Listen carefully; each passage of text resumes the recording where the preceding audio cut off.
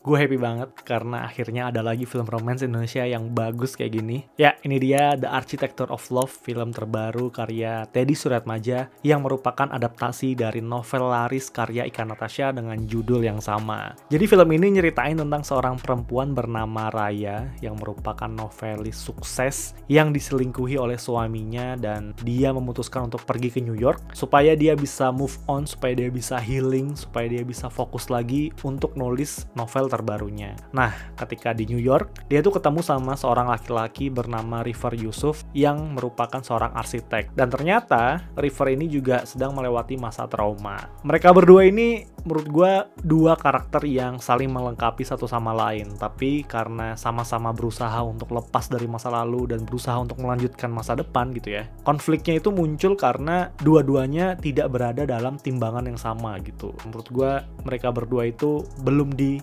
kecepatan yang sama lah. Nah, konfliknya muncul dari sana. Yang bikin gue suka sama film ini, itu ada banyak. Yang pertama, gue suka banget sama penggambaran karakter River di sini gitu ya. Mungkin banyak yang gak setuju, atau mungkin banyak yang kesel sama karakter River. Tapi menurut gue, River adalah penggambaran seorang laki-laki yang sangat relate gitu ya, untuk beberapa orang. Dimana laki-laki itu kadang-kadang memang sulit mengartikulasikan perasaan dia secara baik dan benar ketika sedang ada masalah gitu. Nah, River ini adalah penggambaran karakter yang menurut gue nyata banget gitu. Ada banyak orang yang ketika dia punya masalah itu susah untuk menceritakan apa yang dia rasakan gitu. Daripada dia menceritakan itu, lebih baik untuk menjauh dulu. Atau kalau lagi ngobrol tuh meracau ke lain-lain. Nah, itu River banget tuh. Kalau di film ini itu terlihat banget kalau River itu ketika sedang masuk ke dalam traumanya, dia nggak berusaha untuk accept itu atau mengutarakan itu secara langsung. Dia berusaha untuk mengalihkan itu pembicaraannya, atau pergi yuk, atau dia tiba-tiba ngilang dulu terus nanti balik, atau dia ngajak ngobrol yang lain. Nah, menurut gue itu sangat relevan sih karena gue pernah mengalami itu juga gitu ya. Kalau misalnya lagi ada masalah, gue nggak langsung ngomongin. Nah, meskipun akhirnya River itu lambat laun bisa mengutarakan apa yang dia rasakan. Jadi gue suka sama karakter River sih, meskipun ada banyak yang kecewa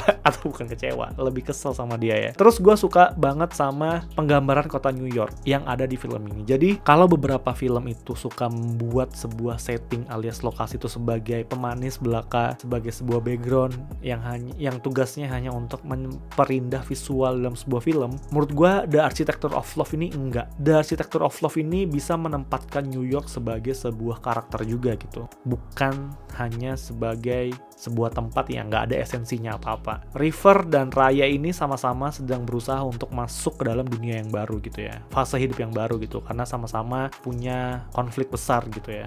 Nah, New York itu adalah tempat bertemunya mereka yang secara nggak langsung adalah menjahit mereka berdua gitu. Jadi anggaplah River dan Raya ini sebuah kain yang berbeda gitu, yang datang dari tempat yang berbeda, yang memiliki tekstur yang berbeda, yang memiliki ukuran yang berbeda. New York itu datang untuk menjahit mereka berdua. Lewat apa? Lewat bangunan-bangunannya, lewat tempatnya, lewat suasananya, lewat momen-momennya gitu. Jadi River dan Raya ini menghabiskan waktu berdua di New York itu bukan semata-mata karena tempatnya eksotis, enggak. Tapi karena Raya terutama percaya bahwa New York adalah tempat yang romantis gitu. Mengalahkan Paris, mengalahkan kota-kota lainnya. Bahwa kota yang memiliki cinta itu adalah New York tuh. Nah, River di satu sisi juga punya pengalaman yang sama tentang kota New York yang berhubungan dengan cinta. Dan mereka saling percaya bahwa New York adalah tempat yang tepat untuk merajut cinta itu. Jadi New York itu bukan sekedar tempat doang yang ditempel gitu loh. Maksudnya kalau diganti ke Amsterdam bisa gitu. Enggak. New York punya lokasi-lokasi yang bisa diceritakan hanya ketika ada di New York gitu. Dan gue suka bahwa New York itu bukan sebuah tempelan gitu. Mayoritas dalam film ini gue nggak merasa bahwa ini adalah sebuah pemanis visual atau pemanis film yang wow, lokasinya bagus ya. Enggak sih. Gue ngerasa bahwa New York adalah sebuah tempat yang hidup memang di dalam filmnya itu sebagai sebuah tempat yang penting gitu. Itu sih gue suka. Mungkin kalian ada yang gak setuju ya bahwa New York itu apalah, mengeksploitasi kota asing lah, gak pakai kota lokal. Enggak, karena menurut gue Raya itu butuh ke New York karena dia percaya bahwa New York adalah tempat mencari inspirasinya, dan dia percaya bahwa New York itu adalah tempat yang romantis gitu, tempat yang penuh dengan cinta. Itu yang dipercayai oleh Raya. Again, di satu sisi tadi si River itu punya kenangan manis di sana gitu. Jadi mau nggak mau itu harus New York gitu loh. Jadi menurut gue esensial banget si New York ini. Bisa dibangun dengan fondasi yang bagus gitu. Terus yang gue suka lagi dari film ini adalah soundtracknya. Gimana cerita yang dibangun dalam film ini begitu mengalir gitu ya. Dijahit dengan manis ketika alunan musiknya muncul. Jadi gue shout out buat filmmaker, buat the whole team yang memutuskan untuk menggunakan soundtrack ini digabung dengan musiknya, scoringnya. Itu gue suka ketika melihat film yang alunan atau irama melodinya itu match dengan filmnya gitu. Bahkan instrumennya tuh terasa match gitu. Kalau lagu ini muncul di New York dan diputar itu bukan sesuatu yang asing gitu, bukan soundtrack paksaan atau dari lagu-lagu Indonesia populer yang kalau diputar di kota New York itu sesuatu yang janggal. Enggak, film ini sangat bisa menempatkan musik sebagai part of the story yang juga cocok untuk muncul di kota New York gitu sih. Itu gue suka dan berkesan sih, liriknya, lagu-lagunya, lantunannya. Gue suka banget. Nggak heran kalau banyak orang di Twitter atau di internet yang nanya, ini ada nggak playlistnya ya? Karena memang berkesan banget sih alunan dan musik-musik yang ada di film ini. Yang terakhir, mungkin yang sangat bikin gue terkesima sama film ini adalah film ini bisa punya awal dan ending yang terikat satu sama lain alias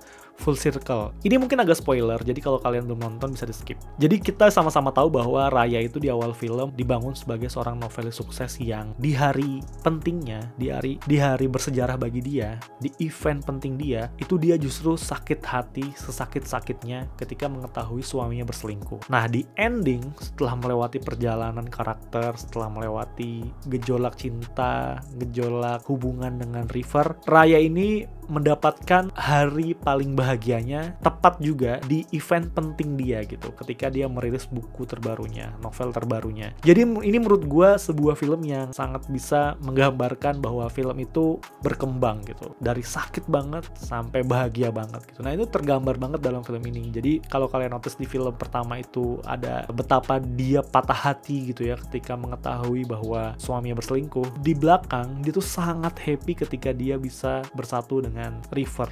Gue suka penggambaran itu sih.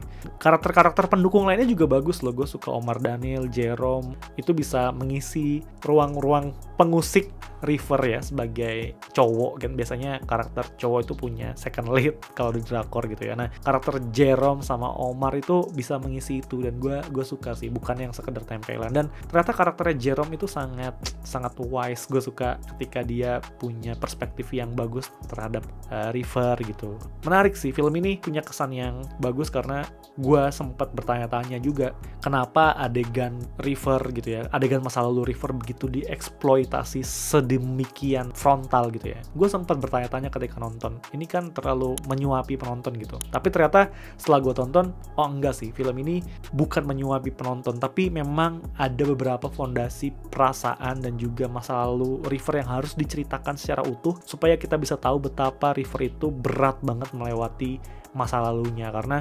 hantaman-hantaman konflik yang terjadi ke River itu begitu menyesakkan gitu, sampai akhirnya tangis dia pecah dan dia harus pergi ke New York supaya move on dan ketemu Raya dan sebagainya. Itu membuat gue sangat mengerti perasaannya River. Jadi shout out buat para filmmaker yang membuat film ini. Teddy Suratmadja tentunya. Gue suka sentuhan-sentuhan di film ini dan cara Raya menatap River dengan penuh bahagia. Banyak banget gue melihat adegan close up ketika Raya memandang River itu sangat terlihat tulus, sangat terlihat bahagia, dan sebaliknya ketika River melihat Raya itu terlihat tulusnya. Meskipun di dalam hatinya kita tahu dia itu ada sesuatu yang disimpan. Itu bisa tergambar dengan jelas, dan tanpa direction yang bagus itu tidak akan bisa terwujud. Dan gue salut sama film ini. Gue berharap film ini ditonton lebih banyak orang gitu ya, entah itu di bioskop atau di OTT nanti, dan semoga bisa mendapatkan penghargaan yang layak nanti di FFI, karena ini jelas film romance yang bagus di tahun 2024, film romance Indonesia ya. Itu aja sih dari gue. Kalau kalian punya pendapat atau opini soal film ini, coba tulis di kolom komentar ya. Itu aja, sampai ketemu di video habis nonton film selanjutnya. Dadah.